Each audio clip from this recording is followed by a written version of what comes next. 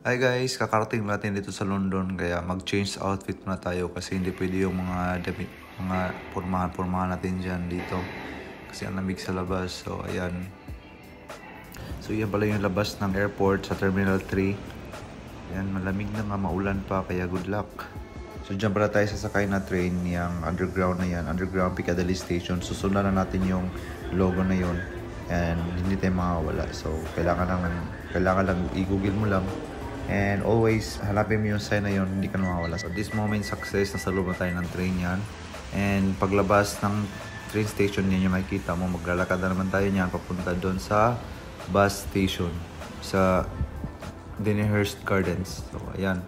So yan yung mga dinadaanan kong bahay dyan. Di ba nakakatakot, parang bahay ni Dracula. Tapos wala pang katao-tao. Buti nila matapang ako.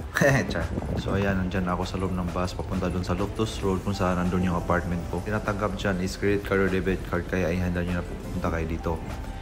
Yan yung napapasok doon sa apartment. So ngayon, ituturo ko kayo dito sa apartment na tutuluyan ko for 1 week dito sa London. Kasi after New Year, punta na ako doon kay Gates doon sa Scotland. Kasi doon talaga siya nagtira.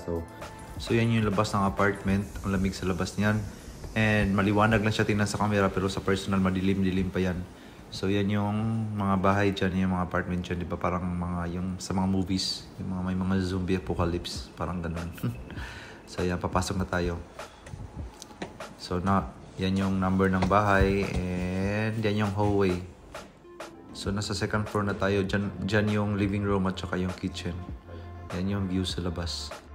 Welcome to the living room. Malapad naman yung living room niyan. May wifi na. Tsaka ang ganda ng mga sofa nila. Ang lalaki ng sofa.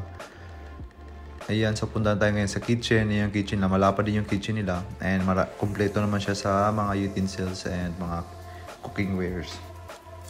Nakapagtimpla na pala ako ng tsaa kasi 8 AM na dito. Wala muna tayong breakfast. Tsaa muna tayo. So, next is the bedroom. So yan yung view on the third floor kung saan nandun din yung bedroom. So akit na tayo. So ayan pala yung CR na sa third floor din katabi ng bedroom. Malapad din yung CR and yung room yung maliit. Yung room yung maliit pero pwede na, di ba? Hindi na kailangan yung mga magagarang kwarto, kailangan practical na talaga tayo. As long as may matulugan ka, hindi malamig. Kasi yung lugar yung pinupuntahan natin dyan, hindi yung bahay. Kaya yun. Okay kayo.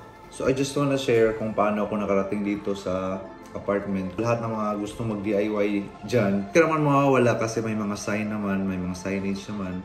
Unang-una, kailangan meron kang data, pang internet, pang search saan ka pupunta. Pangalawa, syempre may extra money ka, may cash kang dala, kahit konti lang. At saka may debit card or credit card ka. Panghuli is always follow the signs. Basahin nyo lang yung mga signs, mga signage. Sundan mo lang yun. And I think you're good to go na. Para sa mga updates ko dito, just follow me. Okay? Bye!